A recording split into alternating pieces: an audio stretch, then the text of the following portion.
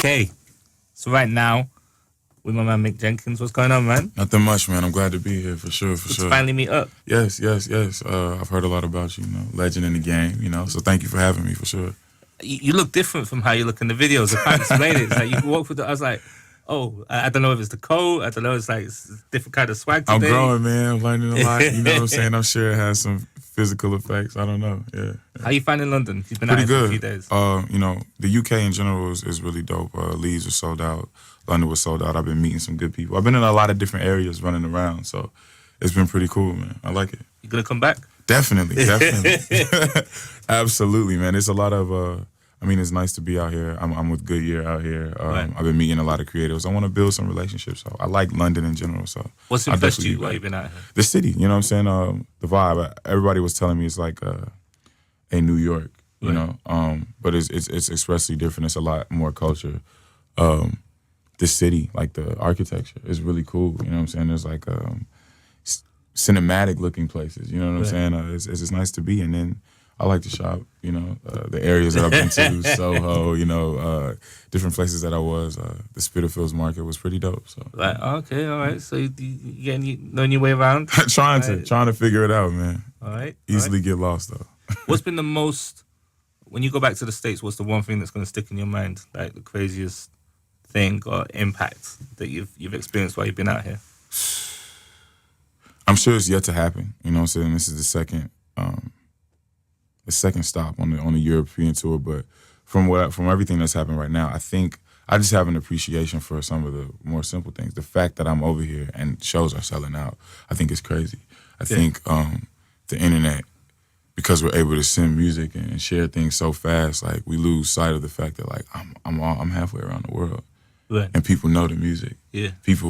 I'm coming from a very different place, a very different society, and people are connecting with the stories. You know what I'm saying? And feeling it. I could hear it at the shows, and then I can hear it when they talk to me afterwards. So I just think that that's crazy. You know what I'm saying? It's something to not like take lightly. So for sure. Is there a difference between your US fans and your UK fans? I think it's a little more love over here. Just a little bit more. I could feel it more. But it just depends on the audience. My Montreal, my Chicago, my LA audience is amazing, and I would put that up against whoever. London was amazing last night. I think it depends on the audience at the time, but people were telling me like the UK is gonna show you so much love, so much more love, man, and that's proven true so far right now. I think the UK's got the best crowds. Word, not being biased on it. Definitely biased, but it's that's okay. What I've been told. It's okay. So let's get into the project that you dropped. Yeah, Waves. Alchemy joint. Yes. I've been blazing that on my show. Thank you, man. Thank you. It's deep. Yeah, it's very deep. I think it started from a very deep place. Paulo Coelho wrote a book called The Alchemist, and I had recently read it before I recorded that song. And it's about finding your personal legend, and a metaphor that they used throughout the book was turning lead into gold, and very literally with a pencil, with lead. I felt like I was doing the same thing, and that's what inspired the direction for Alchemy, for sure.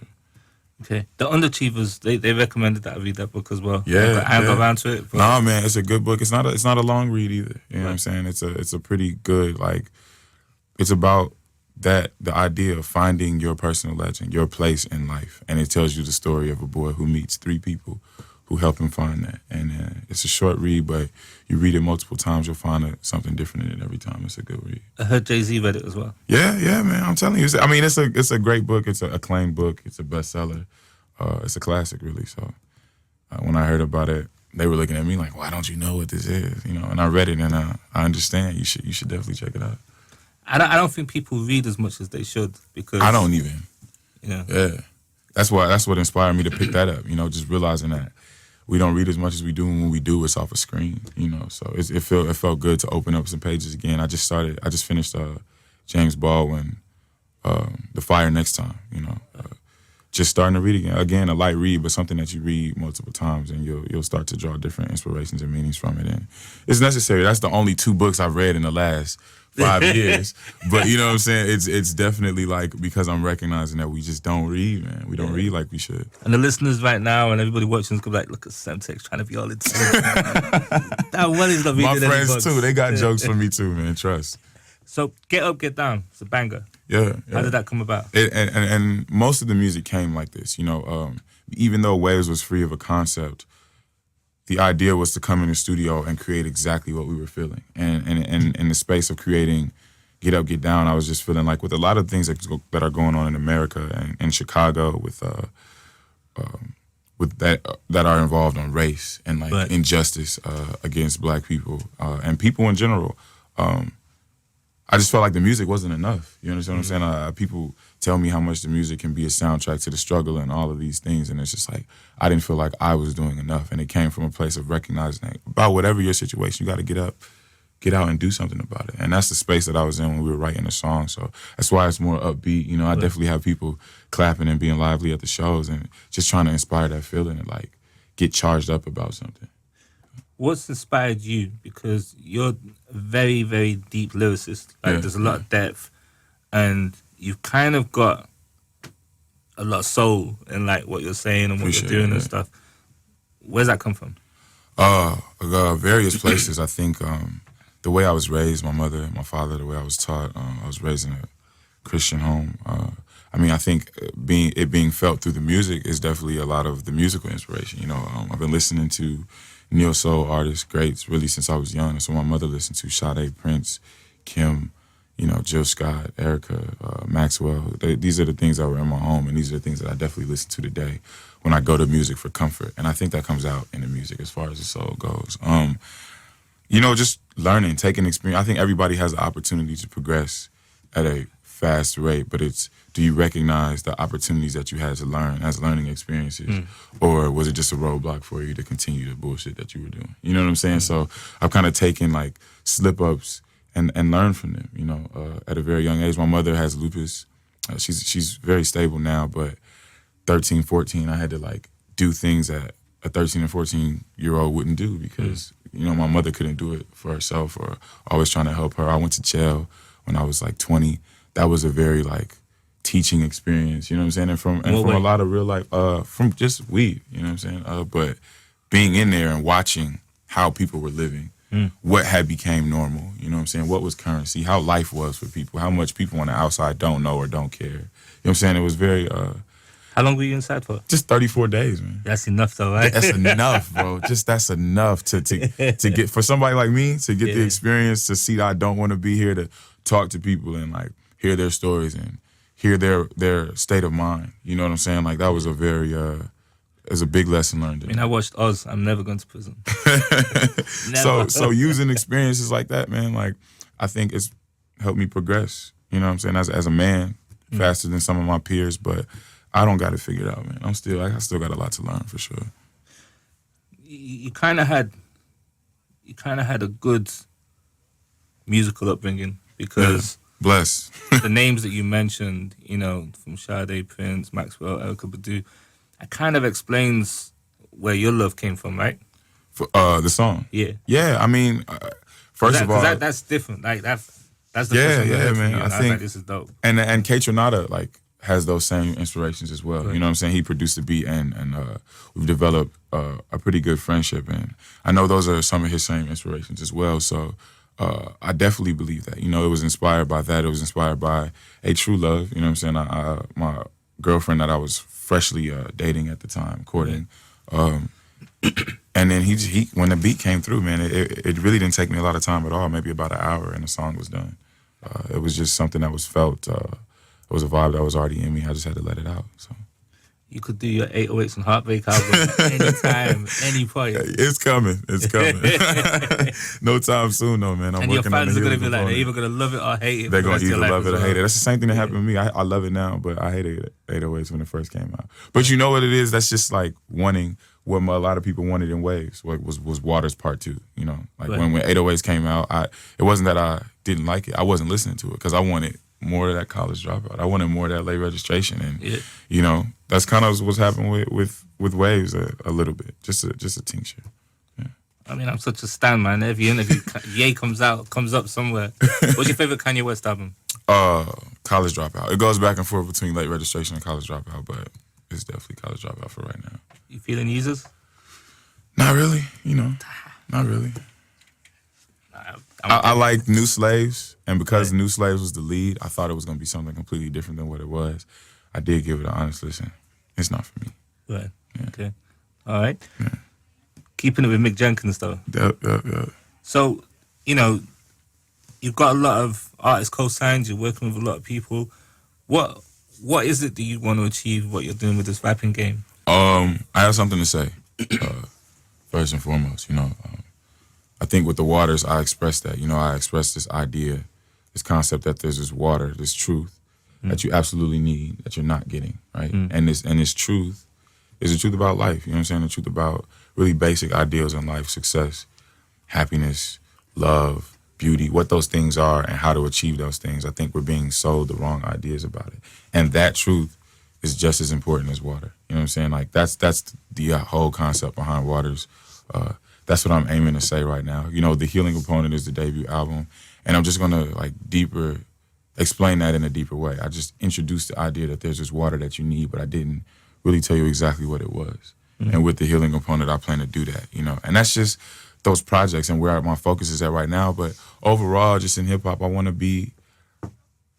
have something to say. You know what I'm saying? Like as a man, I have something to say. If it wasn't hip hop, I would be involved with something else, trying to get these opinions across, trying to let people know what's up. So, because that's a medium that I was blessed with.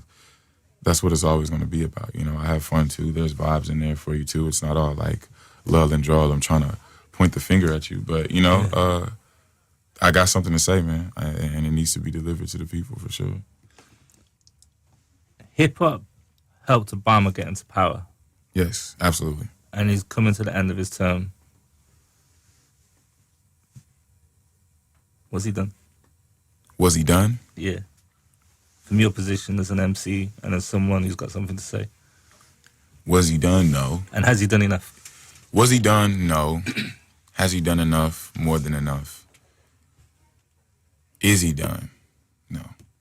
I think we say was, and it seems behind us, but presidents have the ability to do a lot after they get out of office. I think he'll be able to do more and stand more for the things that he wants to stand for after he gets out of office, especially as far as people in the black community are concerned.